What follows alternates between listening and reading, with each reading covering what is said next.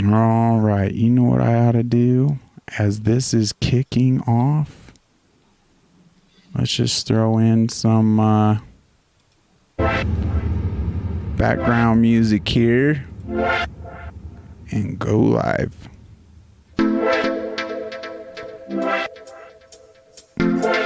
Very interesting. I'm learning things every single day, and I love it. Just to get out of bed, to tie up them boots and learn something. Isn't that what life's about? That's it, man. We can't draw that fine line in the sand as though we know it all. Are you kidding me? That's the biggest character defect I see, and it kind of seeps through in a lot of different ways, but it goes unnoticed. It's kind of a problem. But I'm really excited about this episode. I want to welcome Ryan. How you doing today, Ryan? Dude, I am doing fantastic. Thanks for having me on. Well, you know what I need to do? We got to make things official. Welcome to a muzzled chat. And we'll just do this little jingle here. I'm not going to lie. Things have been very hectic over here. And it's really cool is I was discussing with Ryan here that he himself was like, I gave him the option. It's like we could do the play it safe and do the recorded route, or we could do the live stream. And Ryan was all for it. Let's do the live stream. So, that takes some courage. I'm not going to lie. And I admire that, Ryan.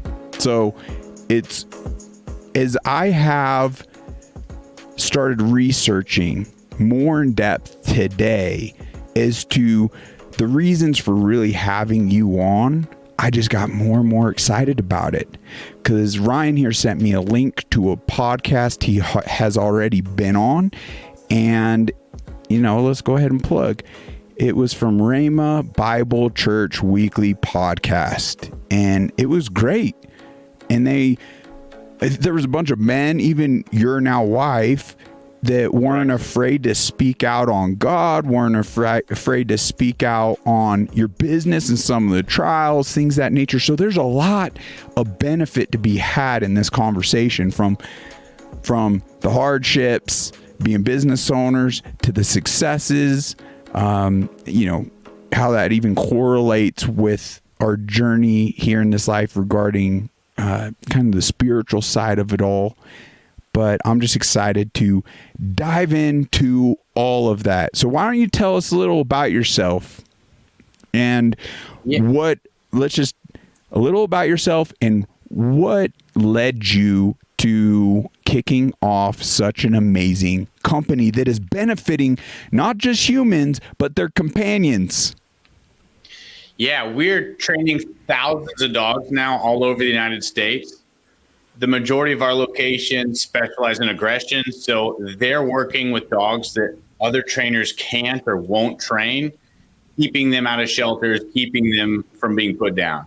Wow. But I actually got started like 18 years ago. My first dog had every behavioral problem known to man. Almost. Really? Yeah. So he had aggression, anxiety, potty training issues. 18 years ago, I was in an apartment. He barked nonstop for hours. He ran away, pulled on the leash, jumped up on the table, ate food. I mean, so in a sense, it sounds like this dog trained you to train him. Yeah, he trained me to start to study dog training and become obsessed, because having a dog like that, when you love that dog and everyone else hates that dog and starts to hate you, it's a lot of strain on relationships. Right. Like having a dog you love, but no one else does. Ooh. I know some people like that where, we're heading out camping and they're going to bring their dog. It's like, could you leave him at home? We got other dogs on this trip. Yeah. Yeah, I get it. Yeah, that was my dog, man. Oh, And wow. so we want to help people all across the United States with dogs like that. So, well, I mean, some of my trainers just posted at different locations. They're going camping. All their dogs are off leash and under control Fantastic. on trails. Like, the dogs have such a higher quality of life when they know how to listen, Yes. when they can be controlled, and only then do they get that freedom. Let me ask you something. I don't know how you feel about this, but I'm pretty sure you having a good idea what this is, right? Yeah. Now, me personally, all right. Me personally, it's one of them things because there's obviously features to these dog trainer collars that you can get. And they have multiple features as to you could do the sound effect, you can vibrate the collar, or you can shock them or stimulate, right? And you can control the level of that. I venture to say they got to do something very naughty for me to resort to that, because my dogs are entirely, and it doesn't take long for a dog to become really responsive to just the beeping, right? And then what I like about it is that you can be your dog's best friend still. And this is entirely different. So you're not getting upset, right? But enough said on my end. What are your thoughts? You obviously held something up there. So we use a professional grade e-collar. Okay. This one runs about $220. Wow.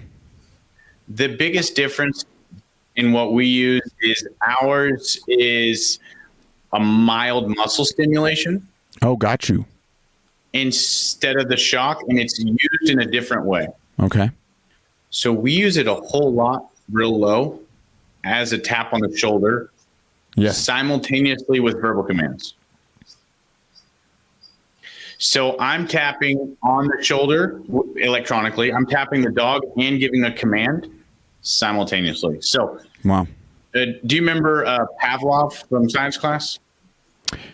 Pavlov. It's kind of ringing bell. I don't know. I got kicked out of science class. I guess I was naughty. I don't know. Of course you did. Yes. You were 17. You weren't paying attention, right? Right. So basically Pavlov said, hey, I give dogs food and they salivate. What he did, he's the father of classical conditioning. He rang a bell and gave dogs food simultaneously. So he did bell, food, bell, food, bell, food, bell, food. After a few hundred repetitions, he phased out the food, rang a bell, and the dog still salivated, even though the food wasn't there. That's what we do at Tip Top Canine. So we use this stim. It gets the dog's attention, low-level stim. A leash shows the dog what I want him to do, and then a verbal command. Wow. So I go leash, tap, word,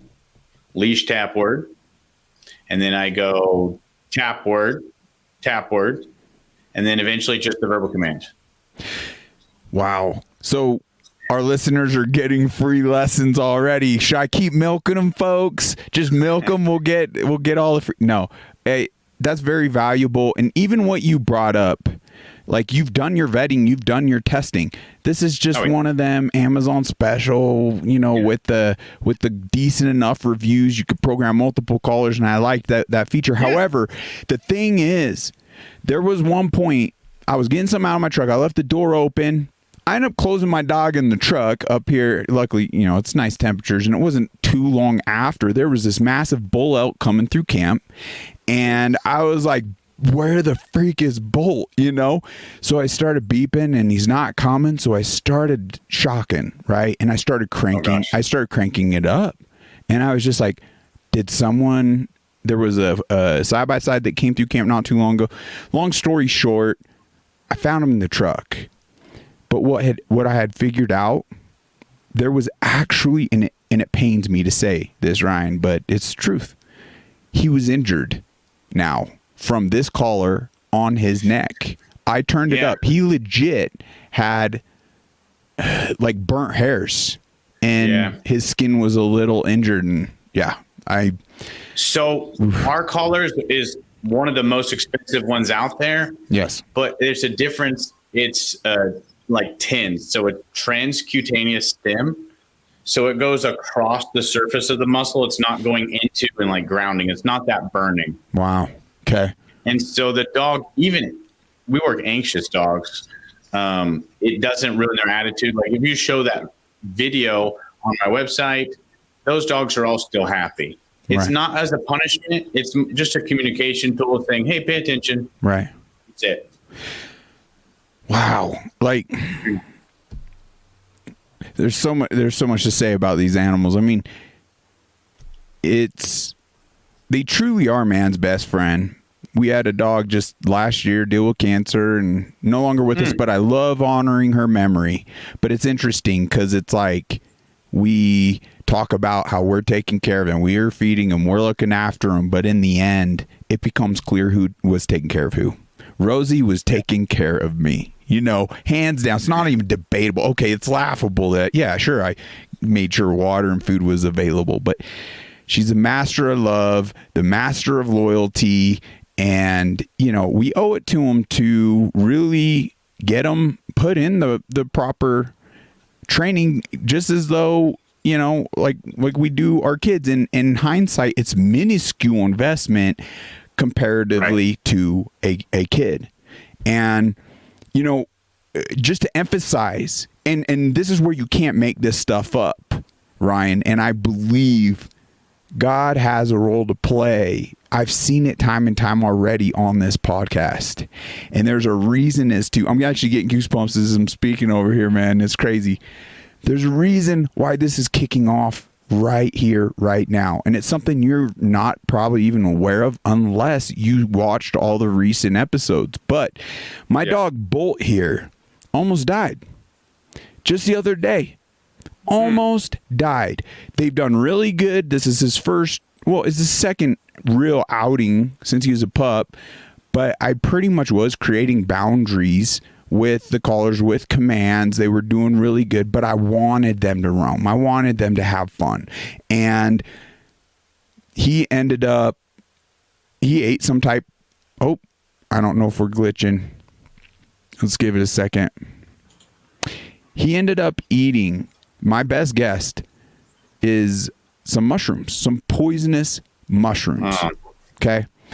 And I don't know what you could do about that other than more watchful eye, even assessing more better boundaries, or even investigating the area you're letting them go out to ensure that there isn't really some type of poisons out there. Because we found a post, or my camper neighbor sent me this post not too far from here, of a family with a big, even a more mature dog than Bolt that actually passed from eating these poisonous mushrooms. Oh, wow. And this poor fellow went through it, right? Like there were all sorts of phases. I feel he got very close to death's door, and it's only through the grace of God. It's through prayer. It's through some of the intuition and incitement I believe he led me to do that he's still with us. So I think it just puts more emphasis on kind of the importance on what you are providing here today. You know, I'm even taking it more serious now, where it's like, oh my gosh, could we just go into your webpage real quick? Because there's some stellar things to see, and it actually became quite humbling to me, where sure, people will meet my dogs and compliment, oh wow, yeah, well trained, but I see what you guys are doing. It's next level, right? So, all right, let's do a screen share here. And boom, share. All right, you can see this now. And right out the gate, folks, let's actually hit this. Let's hit this locations. So it looks like they are in Arizona, Utah, Idaho, Texas, Oklahoma. I mean, you can see they're growing. But if I back out of this, you can see right here, there are franchising opportunities. Correct. So I want to say to you listeners and dog lovers out there, if you know someone that's really passionate with animals that don't really necessarily love their job, there's opportunities here. And that's what we're trying to create, is a community. And there's opportunities for us to obviously level up our companions and our bonds with our animals too. That being said, if you're cool, we're going to play a bit of this, this video. It's freaking awesome. Look at this handsome and beautiful couple.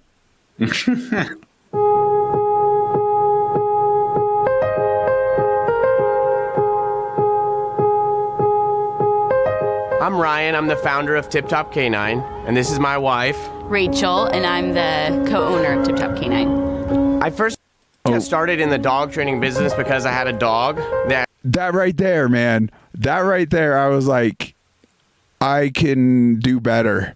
I can do better. And I almost tried to pause it the whole time you and your wife are interviewing in this or shooting this, clip. Yeah. I noticed all those dogs in the background. It's incredible what you guys are doing. I could do a million tricks with, and if I opened the front door, he'd run away. Right there. Look at all those dogs, folks, in the back. They stay there the whole time. This is unbelievable. You must have had 100 takes. No. We do this all day. Really? We get dogs to stay for 20 minutes in 2.5 weeks regularly at our boot camp. 2.5 weeks. That is incredible. What age do you advise? I mean, that they're really ready to basically join your training program?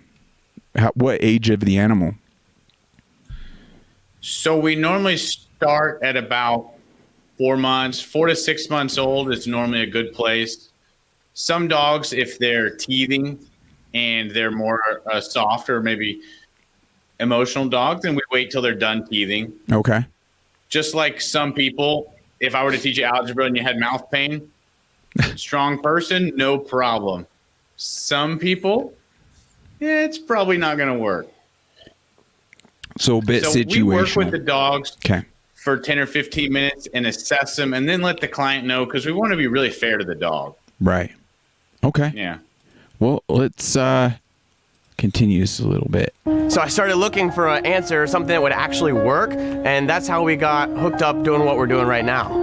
What excites me about dog training is I get so many calls all the time from people not able to have their family or friends over because their dog is jumping on them or barking at them, whether they're aggressive or just don't have manners. I mean, so many times I get calls. They're so fed up, they're not enjoying their dog anymore, and that's what we do. We come in and we get to fix those problems so not only they can enjoy their dog, but also their family and friends can come over and enjoy their dog. Boom, that's hitting out of the park.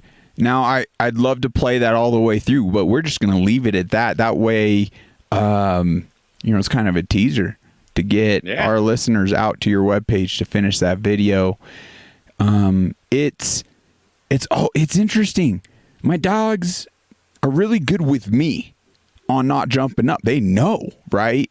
But they'll get overly excited when they're meeting new people and or even seeing my parents, and I know they're starting to get a bit older, and last thing I want to do or have is one of my larger dogs knock over and break a hip, so to think of even that, the potential liability on these animals, just having them out there, golly, the cost becomes minuscule as to the potential even liability in some situations if you actually think about it. Now, that being said, I don't know what else would you like to browse. You got, so there's About Us. I recommend the listeners check that out.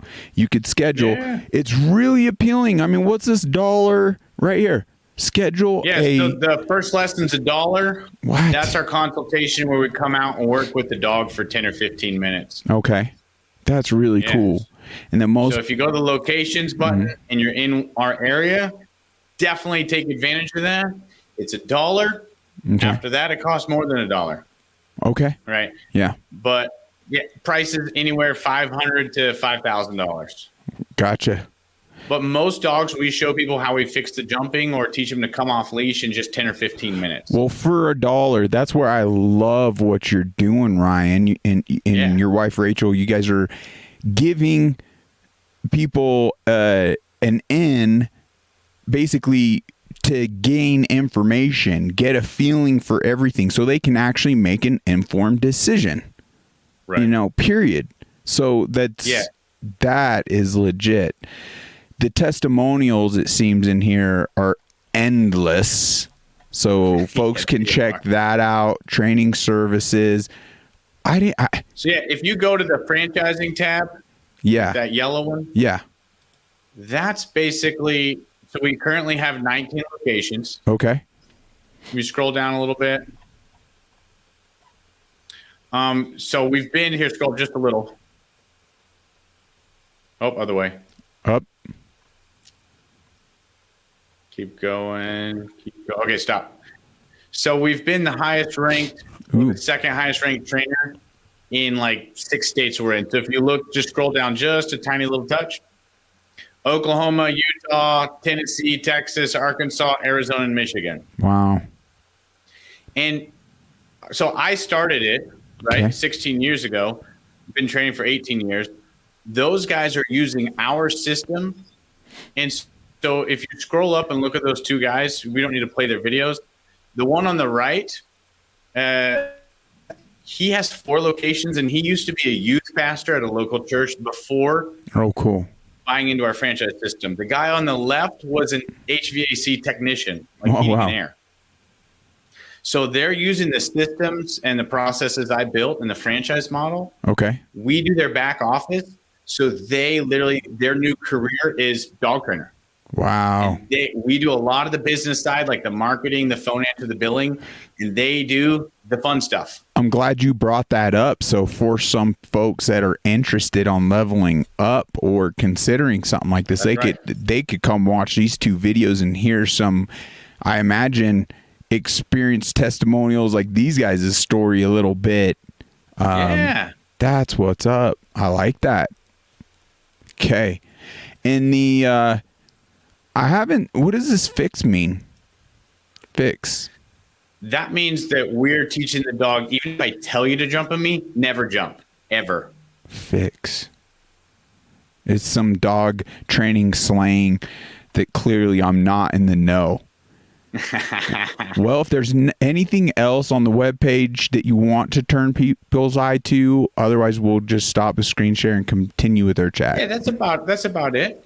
This is one of our group classes on that training services page. We got 12, 14 dogs all staying on boxes. Incredible. At a public park. Incredible. Yeah. This one over here is like, why are you not on a box? But so right here, folks, you could check it out. tiptopk9.com. We'll have the link in the episode. Be sure to check this out. Take advantage of that dollar training. If it's not in your area, you yourself could look into a franchising opportunity, or if in fact you know someone. I imagine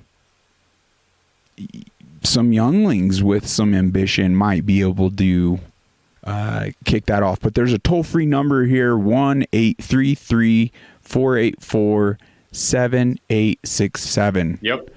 That you could call. Yeah, the age doesn't matter. We've had a guy open up a location. He's 21. Wow. So really, we go through paperwork. We have people come out for a discovery day, and they work dogs hands-on with us for like 8 hours to see if this is something that they want to do. Okay. Yeah. And then we send them, they can see what the comparison is in the industry, how much our locations are bringing in revenue, et cetera. Wow. Yeah. Well, do you have recommendations even for, because it's something I'd consider people in the field for kibble and food, things of that nature? Because for me, I mean, we don't need to get into it. My listeners have gotten earfuls as to, health being so crucial for ourselves. Like there's similar poisons that are put in our foods that's unfortunately making it to our animals' food. So if it's something we wouldn't eat, why are we feeding it to our freaking animals and expecting them to live long lives without issues, you know? So you have recommendations and things like that? Yeah, as far as depending on people's budget, a Cana or Origin if you're going to do hard kibble. Really, I want to see some sort of meat as the first 5 or 6 ingredients. Right. So there's a lot of fillers. I really don't like tons of the wheat, corn, rice, any of that, really. Okay. So there's other good brands of any sort of wet food or raw type foods, but those become a couple $100 a month. The best, if you were to put some, like a Cana, that's what I feed my dogs. And I use raw egg as well. And then I try to get them a little ground beef. How's that? What's that spell? A-K? A-C-A-N-A. A-C-A-N-A. Okay. Yeah. A Cana is what I feed with raw egg, and their coats shine, and they love it. Raw egg. Yeah, I don't know if it's the best. I mean, when I start getting the hunting and now they'll even love the bones, things that nature, or antlers, and they'll even clean the hides.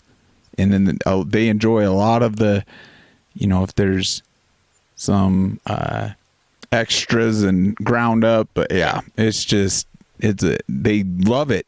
Like you could tell. Yeah. So I agree. Just meat. Yeah. They need meat. I got a guy in Myrtle Beach. His dog eats basically bone and raw feed. He eats probably 80% beef. Wow. That's really cool. So it was just a passion, and it all started with the love for a particular animal that obviously, what was that dog's name? His name was Curly. Curly. So a lot of thanks to Curly for setting you on this path. Obviously, you're benefiting a lot of dogs and a lot of dog owners' lives. Oh, yeah.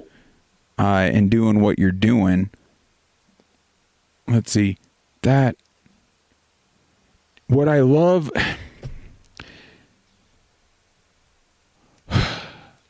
When I was listening to your podcast, it sounded like God kind of played a role on even your success story to an extent. I don't know if that's something you want to dive into or not. Yeah. So when I got, basically there was a guy who came and trained me. I've worked with lots of trainers in the past, like 16 years ago, but there was a big mega church with a Bible school literally 2 miles from my house. And at that time, I'd never been in church really at all. Wow. And he came from California, worked with me, trained me, led me to the Lord, took me to that church. And that's where I ended up going to Bible school, meeting my wife. Oh. Wow. That's cool. Yeah. So, I mean, early on, I remember, when I first started, I got like a $1,500 van with a $1,500 wrap on it. And I'm like, Lord, I don't have any money. I need leads. I'm like praying for leads, begging for leads. We did everything I can, going to shows, going to events. Now we have marketing processes and everything, but 16 years ago, I didn't have that. Right.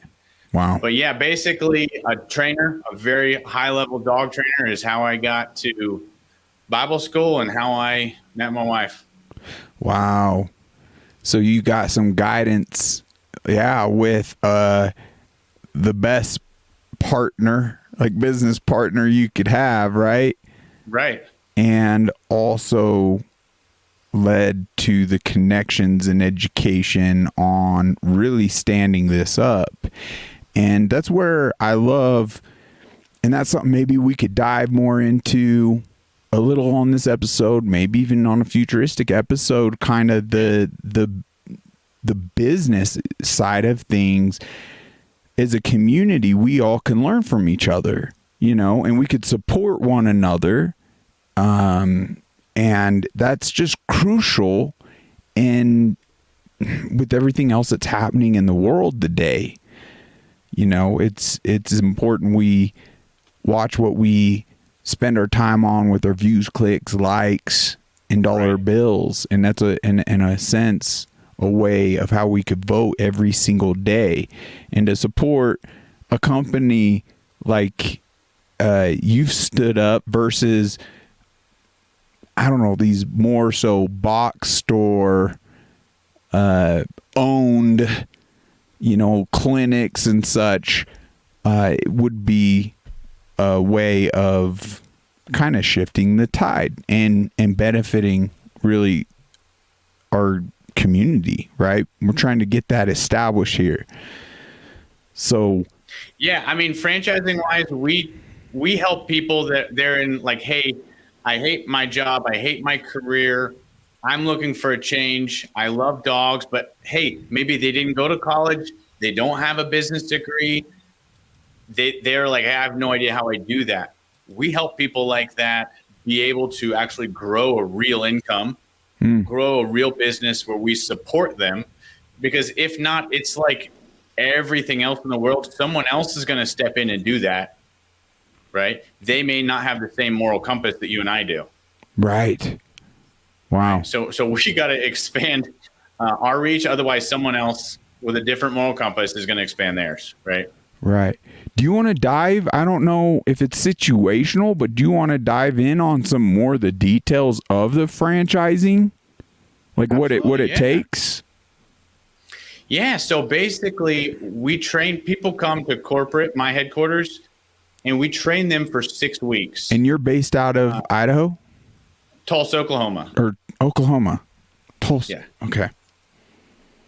So they come here for 6 weeks. We train 6 days a week, 10 hours a day. And before that, we do 2 weeks of sales and theory training. Normally an hour or two or so a day, so they kind of know what they're walking into. Mm-hmm. And then we have a call center with 13 people, and they book appointments for everyone. So like we have 28 employees here, but I think our biggest franchise, they have 12. Oh, wow. So we make the calendar for all of them, and we do billing for all their clients. That's really cool. Yeah. And then we have a marketing team. Wow. Because just like the podcast game is like changing rapidly. Yes. The Google ads, Facebook, YouTube ads, those are changing like crazy. So we use multiple agencies to run everyone's ad that we negotiate deals with. We also have a wholesale company that buys from about 45 different pet manufacturers at below cost, and then we sell to all our locations at cost. Okay. So what that enables someone to do, if you're like a hardworking American, you say, hey, I want to own something, but I don't know business, then what we do is we do all that back office. We provide the suppliers, the phone support, billing support. What was that? Why were there balloons? No idea. That's interesting. Very exciting. Must think it's a birthday. So we do the phone support, and then we also do training support. So I was on a sales call today. We do consultative sales, so it's not like the used car stuff. Okay. But I was training locations every Tuesday for an hour on a group call, and we have in September a Train the Trainer event. All of our trainers are coming back to corporate for training. Wow. So we try to support them. We also do a monthly business coaching call. And so if someone is hardworking, like you saw those two guys, the guy that used to be a youth pastor and the heating and air technician, we work with guys like that to own their own business and support them so they can be successful instead of just being all corporate owned. Wow. Yeah. Man, at that point, with that type of support, do you even consider that work? Because now you're just, taking care of, and that's really cool environment. It still work. That's yes, I'm sure it's still work. Like you got to have that work ethic and show up. But Yeah. how fun to have face-to-face interaction with other humans, face-to-face interaction with a multitude of different loving animals or ones that need some refining, right? To say the least. We know, right? There's just some that, oof, I tell you. Some of the phases of even these two knuckleheads has been, testing to an extent, the chewing phase, such, things like that. But that is an amazing opportunity. I love how you're going about that.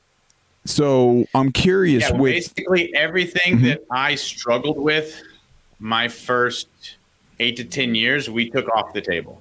Wow. Yeah. And I don't know what all the numbers, but that's, if someone was interested, I'd be interested is to see how, business, the infrastructure's all built out and getting in touch with you and talking. I'm sure they'll, Like our boot camps that are most popular, they average $3,000 to $6,000. Wow.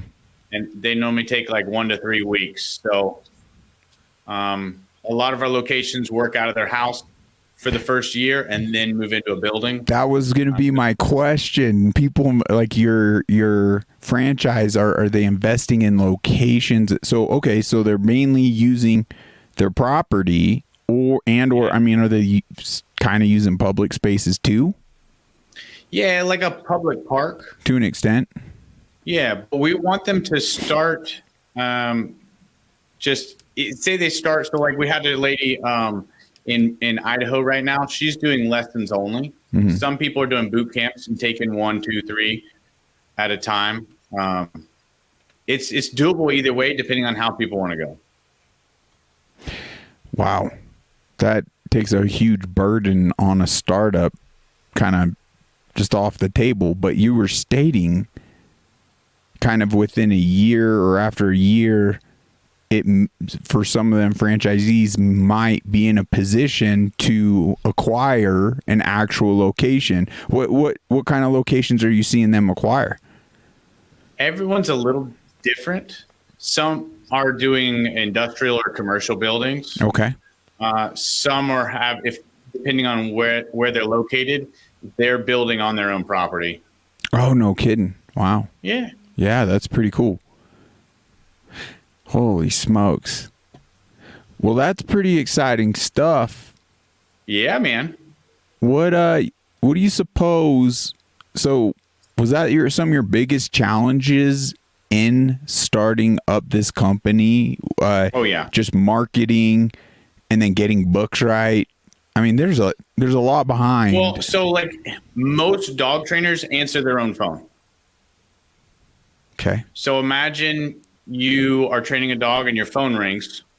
Uh-oh. What, you just going to stop training the dog? Right. No. It's not going to work. Yeah. Especially if you're in private lessons or running a group class. So that phone's not going to get answered. Most people go with whoever they talk to within 10 minutes. Right. Makes sense. The online digital marketing game is changing so rapidly that you have to be on top of it. And if you're working in a business 50 hours a week, 60 hours a week, whatever you're working, you want to spend time with your family. You don't want to, after all that, then go home and try to learn the ever evolving digital marketing game. Right. Yeah. And it's the same as like the ordering from manufacturers. Mm-hmm. We can just do it at scale with processes and then just hand it off and take something else off their plate. So then they can focus on helping people with their dogs. Wow. So I know in Arizona, when I go into animal shelters, it is wild how many like pit bulls are, and it's crazy. They get the worst reputation and you hear them horrific stories, but I know both my rescues they're sound. They're lovers, and it really does boil down to kind of just their environment. It could be, I I don't even know so much about genetic or whatnot, but for some owners out there to, I know a lot of people that are all about rescues. They just want to really ensure, especially around littles and children, that there's just not going to be an issue. And when I went back to your page here, I'm looking at why do people call us? It looks like 95% are your manners, 90% off leash obedience, 85% behavioral issues, 40% people/dog aggression, and then neurotic behaviors 35% and anxiety 20%. So a good portion is actually aggression. And it is one of them things. I looked at all my dogs, even Rosie, sweet Rosie, like right in the face, and I was like, if we're not gonna have any issues with kids ever. Just trying to emit this energy, and inevitably with time, you want to be, especially with the rescue, it's almost like gun safety. There's not going to be any accident when you're utilizing the proper precautionary measures as trust is building with these animals, right? And it inevitably, I'm tripping over that word. It ended up being, with all three of them, eventually, like, they got my full trust. They could be around all my nieces and nephews. They could get excited to bump them over, even because, with certain nephews, maybe my sister will rip my, come after me if they bumped into his, their kid, but the other one's not so much. They're tough and they have animals and stuff. But it's important that we rule that out, because gosh dang, have you seen that personal turnaround to where you had questionable dogs for those situations, but after some proper trainings, there really wasn't any concern at all? We have, with a lot of aggression and anxiety, some of the shelter dogs, they're almost going into a home with what would almost be like PTSD. Right. Yes. Like they have trauma. Yes. So depending on how severe it is, a lot of those dogs were able to help and control it. But we may have to manage it for 4 to 6 months before it kind of goes into that fixed category. Right. So just like a human with actual stress and trauma, you're right, it's going to take a little time. 100%. I noticed that with Moose here, because she lost her family, and then like her human family to a relocation. I guess they just couldn't, for whatever reason, take them with them. So they got put in the shelter. And I don't understand why the shelter allowed these two to get broke up, because Moose went in with another dog companion. But I guess someone that worked there just had to have the other dog, so they allowed it.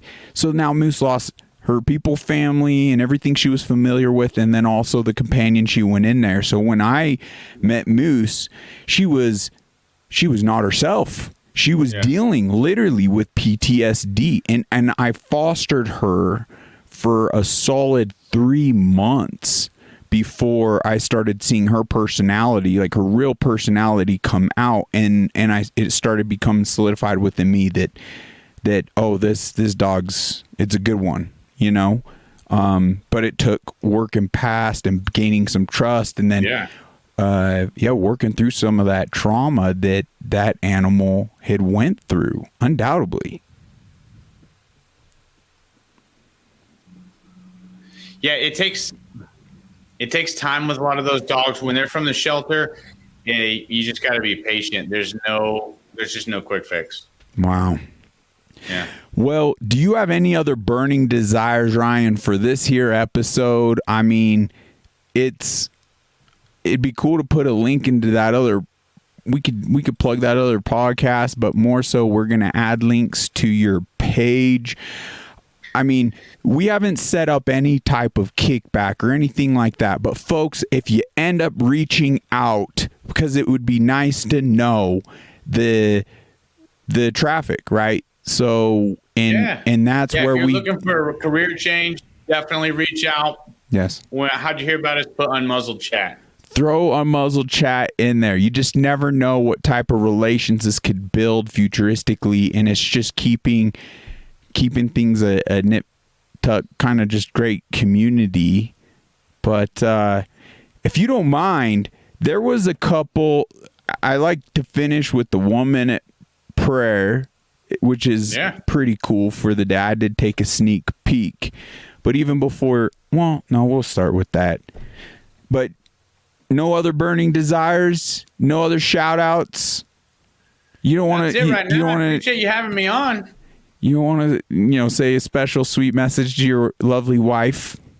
Well, obviously my wife helped me scale. So, I'm very appreciative for my wife in the business, without a doubt. I tell you, it takes sometimes, a good woman to really back a man to become kind of like where you're at. Let's be real. Right. Oh, man. My wife, she helped us scale, manage, and obviously the push to just continue to not just train dogs myself, which I still do because I love it, but to really invest in people and become the manager that we needed to be to grow our business. So, definitely owe a lot to her. Pretty obsessed. Wow. Let's see if this will kick off. Boom. Put some background music. That's awesome. So we just actually moved out of, no, we're still in cooperation. So let's flip the page here. All right, cooperation. Called to peace is the title. Let the peace of Christ rule in your heart, since as members of one body you were called to peace. Colossians 3:15. While I try to lead a meaningful and purposeful life, Lord, I know that much of my business is caused by insignificant pursuits. I get upright about little matters and let them fill my heart with anxiety. Release me from these trivial ties to earthly concerns. Pull my thoughts inwards and my prayers upwards so that I can cooperate with your spirit during those times. I have the eternal source of peace within me. Because of your gift of salvation, may I never take you for granted. Let my success be measured by how well I reflect your peace to other people in the body of Christ and beyond it. Amen. Amen. That's pretty freaking awesome. I don't know if I just skipped over one. I think I might have. I don't know if I read the neighborly behavior or not. That actually might been the read for today, but maybe someone else had to hear that other message for whatever reason. And what's cool with the Every Man's Bible, there's these just titles, and I can't remember which one jumped out at me for today. I believe it was giving, and there's all these scripture references. So anyone with a Bible on hand, I challenge you to check out these scriptures. God is honored by our gifts. Exodus 35:22. Generous giving honors God. Ezra 2:68-69. God will reward us for giving to others. Mark 9:41.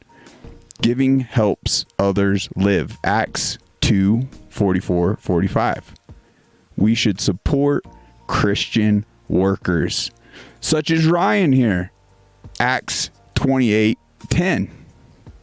Wealthy people should give generously. 1 Timothy 6:17-19.